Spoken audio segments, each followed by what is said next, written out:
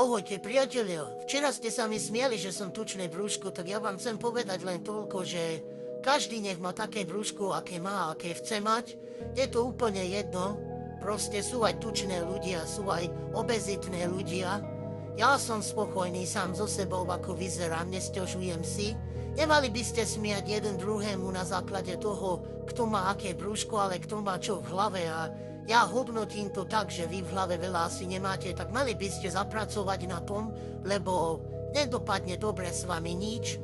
No a ešte len toľko k tomu, že či vy nemáte strach, lebo nás s veľkým brúškom je viac ako vás s malým brúškom a že či môžeme vás aj spapať jedného dňa, keď sa nahneváme, lebo nemôžete stále smiať len kvôli tomu, že niekto veľký brúško, niekto malý brúško.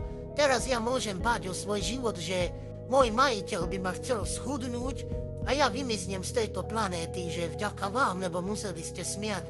Tak veľmi pekne ďakujem a prosím, už nesmejte nikomu, že má veľké brúško, lebo to nerobí sa, to není pekné, viete, musíme k sebe chovať pekne, veď ľudia sme, ne? Ako myslíte? No prepáčte mi, ale nemali by ste mi smiať, že som veľké brúško, proste som brúško a mali by ste normálne chápať to moje viete, ako moje ja. Dobre, tak ďakujem pekne a prajem krásny deň.